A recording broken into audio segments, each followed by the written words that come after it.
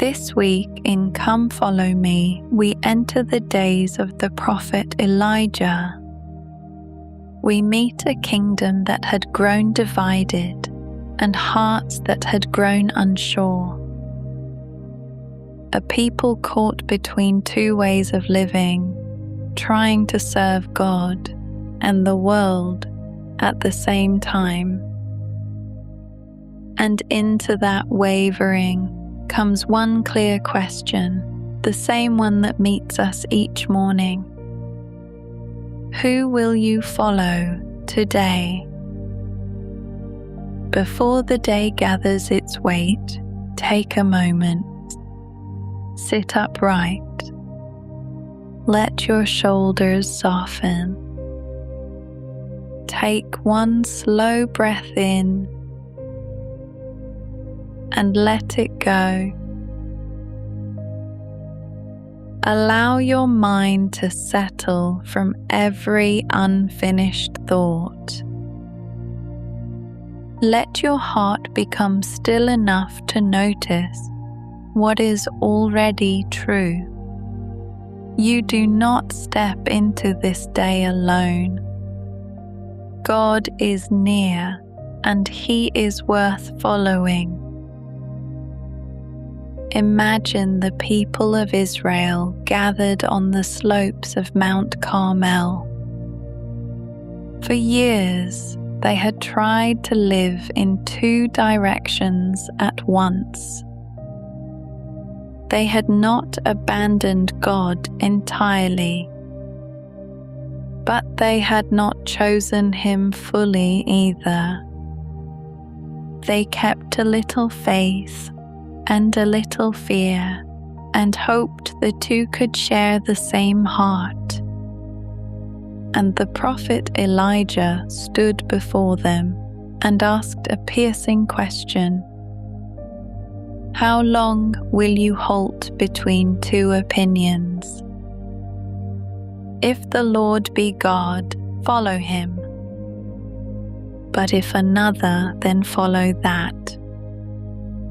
And the people, the scripture says, answered him not a word.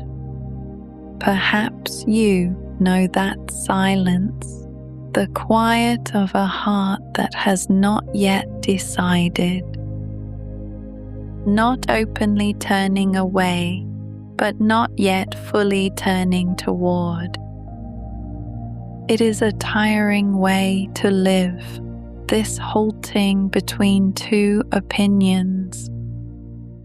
Always measuring, always hedging, never quite at rest.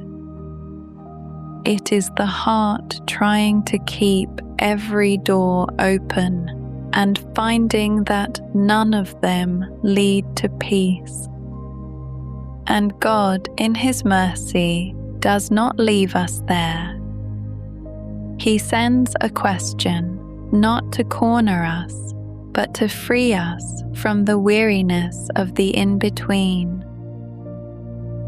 Then Elijah did something bold. He built an altar of stones, laid the wood, and then asked the people to pour water over it. Once, twice, 3 times, until it ran down and filled the trench. He left himself no easy explanation, no clever way to pretend. If anything happened here, everyone would know it came from God. And then he simply prayed that the people would turn their hearts back again. And the fire of the Lord fell. It consumed the offering, the wood, the stones, and even the water in the trench. And the people fell on their faces and said, "The Lord, He is the God." In one moment the wavering was over. What they had been unable to decide for years, they saw clearly at last. God does not ask for a divided heart. He asks only that we choose Him and then watch what He will do. And notice, the fire did not fall to shame them. It fell to bring them home, to make the choice easy that had once felt impossible. For years they had wondered whether God was really there. And in a single act of mercy, He answered the deepest question of their hearts. Sometimes the hardest part of following is simply believing He will meet us when we turn. And there is one more quiet scene after the fire. Elijah told his servant to look toward the sea for rain.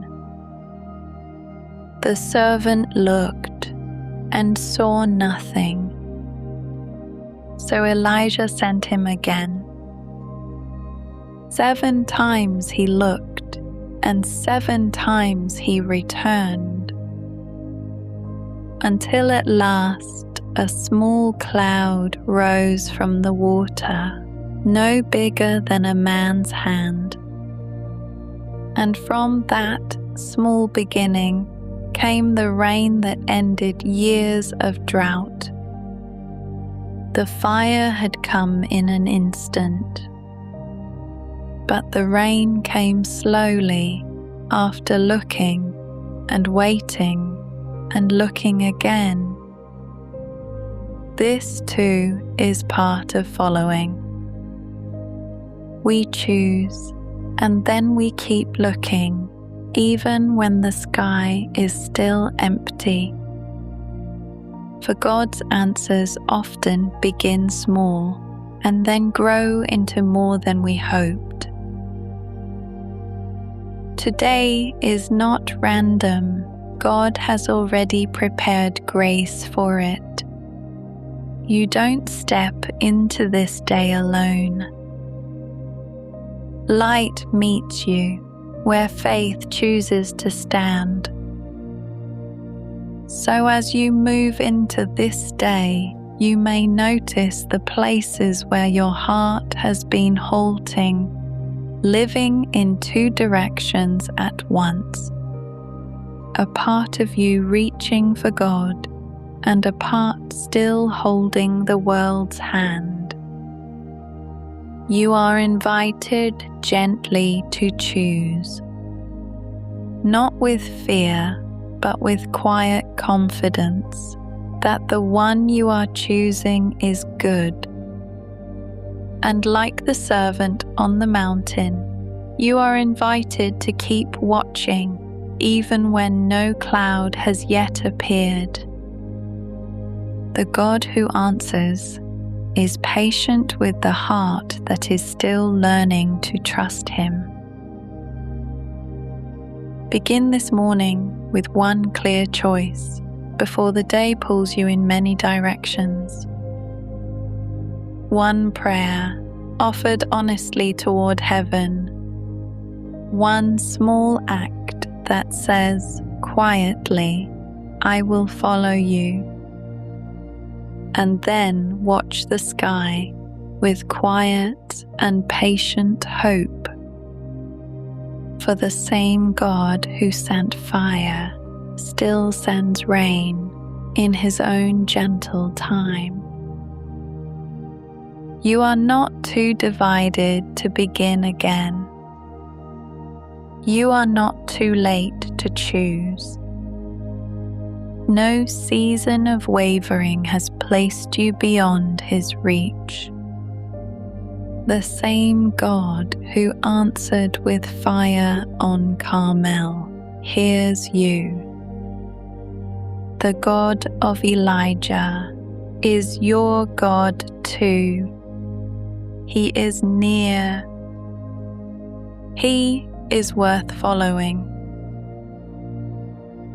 Take one final breath slow, intentional, hopeful. And as you step into this morning, let your heart settle on one true thing. No more wavering, no more divided ground. For if the Lord be God, follow him.